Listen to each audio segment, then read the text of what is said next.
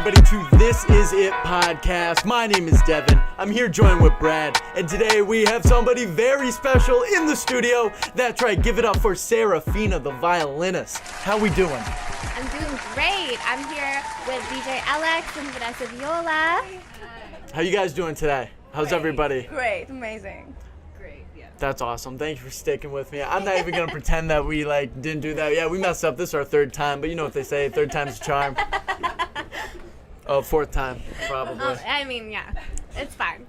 It's okay. Oh man, but thank you ladies for coming in and sitting down with us. Thanks for having us. No problem. But are you all based out of Toronto? We are. All of us live in Toronto right now. Yeah, Nice. but I'm the only one actually from Toronto. Well, I'm from Iran, but yeah, I moved to Canada 10 years ago. Nice. Nice. I'm from everywhere, you name it. I lived in Boston. Oh, you Really? live in Boston? For how long? 3 or 4 years. Yeah. Okay. Damn, shout out to Beantown. Yeah, But, Boston's so close to here, right? hour, It's like 2 hour. hours. I mean, It's not 2 hours. It's With closer than traffic. Toronto. Why would you do it with traffic? Everybody always factors in Yeah, traffic. Massachusetts people are weird. Oh wait, this is a Massachusetts podcast. Hey, I didn't mean when I said that. I didn't mean that. But well, actually, if we could just get, just shade on the home team and stuff like that. But if we could just get a quick backstory from all of you, where you're from, what it was like growing up for you out there, and how'd you all come together? All right. Well, I grew up close to Toronto, Brantford, so not too far away. I've been playing violin since I was 3 years old. I piano since I was 5, so it's been a while. I grew up in a town that had lots of string influence, so it was just an after-school program. I was always doing it, always going to private lessons. Every week I would have a group class with a whole bunch of other violinists. And then I joined this orchestra. My mom was my stand partner. She started playing violin with me. So it was I was very embarrassed, but apparently it was very cute. So I was 6 years old. I was the youngest violinist in the orchestra, and my mom and I were stand partners. And I just took it from there and decided to go to school for violin. I was always doing classical violin. And then when I started university, I met this drummer. And the drummer was like, oh, hey, you should play in this nightclub with me. And I was like, okay, why not? So I started playing with house music, and then obviously the acoustic violin, it wasn't loud enough, so I started playing electric violin, and then I started, writing my own songs, and here we are today. Nice. Wow. Alex. Yes, Alex. I'm sorry, we was messing it up for a group. Luckily, this is in take 5. But what was it like for yourself? You're from Iran, and you moved here about 10 years ago. What was it like for you growing up out there? Well, in Iran, it was okay, but obviously I like Canada much better. But, well, I started DJing 7 years ago, and I started watching YouTube videos first. Who were you watching on YouTube? Well, different stuff. Everything. Yeah, 101s first. Oh, true. Yeah, Gotta and start with the then I basics. got some online courses. I mostly play Persian music and tech house, but well, now we're here playing some other kind of music, which is fine and it's cool. I love it. And well, yeah, that's it, I guess. That's awesome. And Vanessa, you're from everywhere. Well, okay, so I'll just say I started viola in Texas, and I Okay. started on viola, which is really unique. What is the Yeah, viola? what's okay, viola? so viola. Oh, I know there's No, stages too. yeah. There's different. Can you explain that part actually? Okay, 'Cause- sure. Yeah. So viola's bigger, Yeah. but it's held the same way as the violin, so it looks very similar. 3 of the strings are the same, but violin has a high string where we have a low string. And it's actually the same strings as a cello, but an octave higher. And it's really just meant for blending and making everything harmony. We play a lot of harmony, and yeah, it's a really beautiful instrument, but it's not very common. Nobody knows what it is. Yeah. I can name some famous violists. I guarantee you haven't heard of them.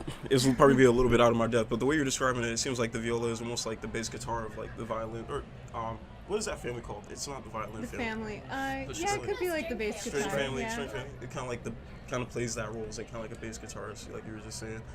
Yeah. Yeah. After, what was it like for you growing out in Texas, or what part of Texas? Well, I was in is Lubbock, huge. Oh, Lubbock. and I started in my school as well.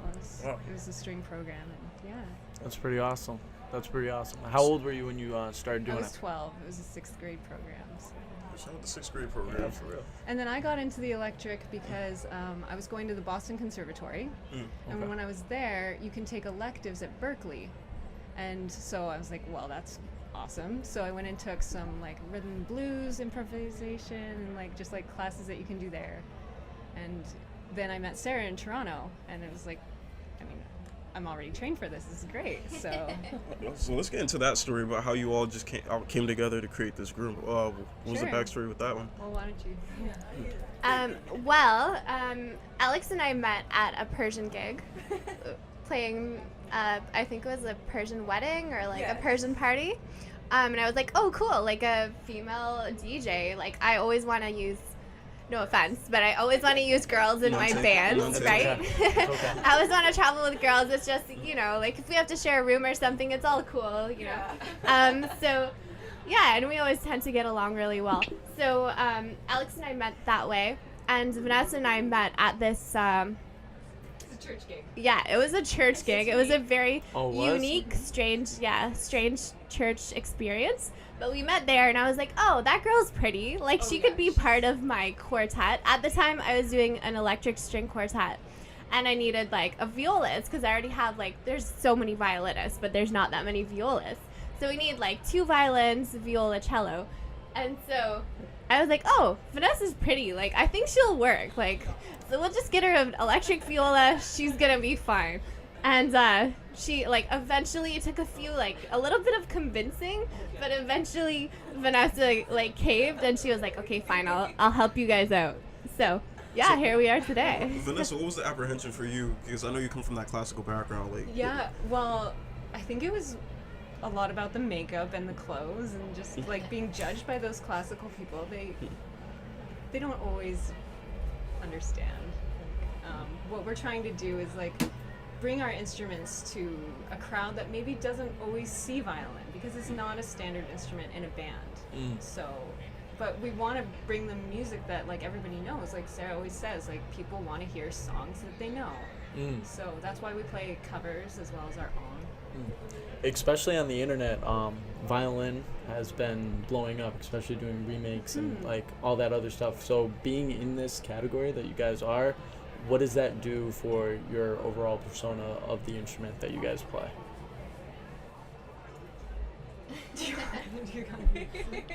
I would say, like, people are not used to seeing violin, right? Yeah. Most people, when I play for them, like, no matter where it is, they're like, oh, I've never seen violin played live before. And I was like, really? Like, it seems, It's so normal. you know, it seems so normal for me. I'm like, oh, like, everyone's seen it, right? But sometimes I play places, like, I might, like, play, like, a store opening, or I might, like, be performing at some party, and, like, people are, like, in shock, right? They've never seen anything like it before. And then especially I'm playing electric violin, and they're like, oh, that's so cool, right? It's kind of like electric guitar, like you can do the same effects, that type of thing. I play with DJs, right? Well, Elyx, right? But like, obviously, but like, you know, if I'm playing like with house music or something, they're like, that's so sick. Like I play at clubs, you know, it's like a whole different thing. But like Vanessa was saying, the classical players are not so interested in what we're doing here. They're kind of like, oh, you guys are kind of like the outcasts, because we're, you know, we're doing electric, we're playing like hip hop, we're playing like pop music. We're not always doing, you know, tonight I'm gonna perform at the circus, but I'll be doing like Vivaldi. But for the most part, on stage, we're not doing classical music. Yeah. Now, is this an up and coming like genre, I guess you could say, within mainstream music at all? I would say hopefully, yeah, but you know, there are other like prominent electric violinists, right, that we can name. I guess Lindsay Sterling would be the top. I wouldn't really compare myself to Lindsay Sterling. She's like a little bit different, but at the same time, there are like, you know, David Garrett does a lot of, he doesn't play necessarily electric, but he does the same sort of stuff. He does like covers, and he'll play like in front of an orchestra or something.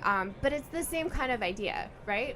It's like, yeah, I think it's up and coming for sure, and people are really into it. And you know, sometimes we like sing on stage as well. It's not just just violin. Like we all play piano as well, so we can, well, like, oh, that's kind of dope.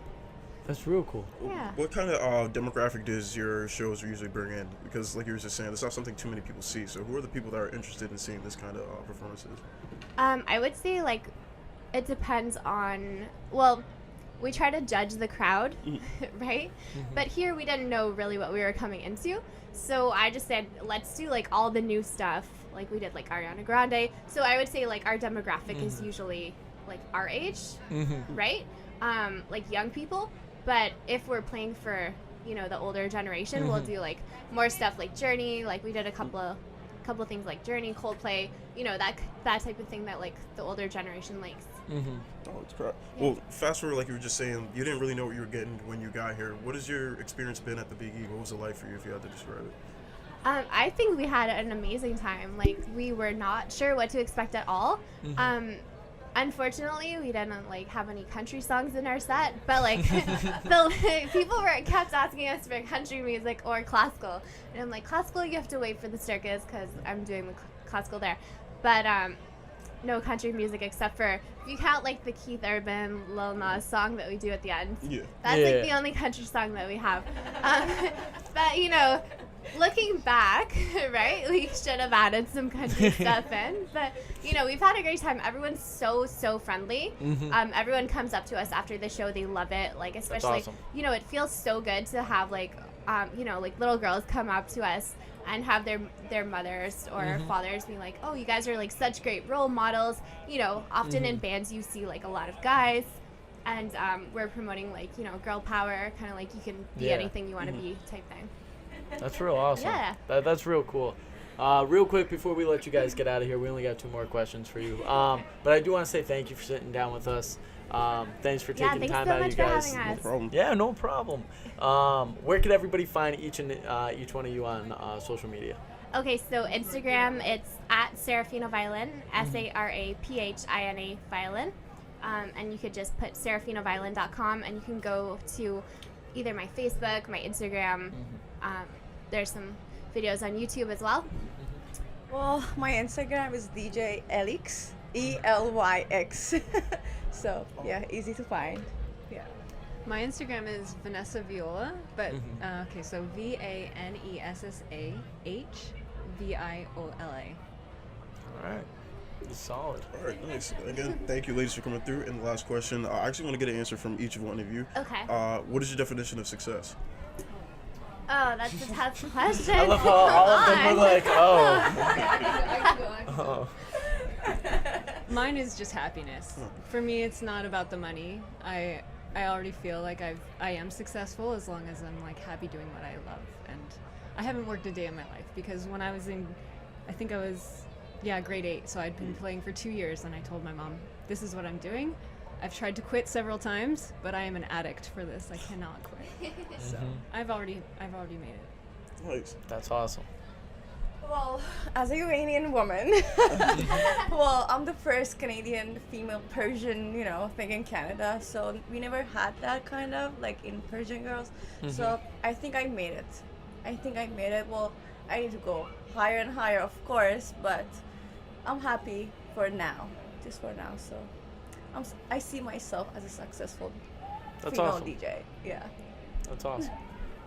I feel like this is a very tough question, right? I know, sorry, it's kind of loaded. Sorry, guys. But, you know, success can be measured in so many different ways, and I feel like everyone has, like, a different end goal, right?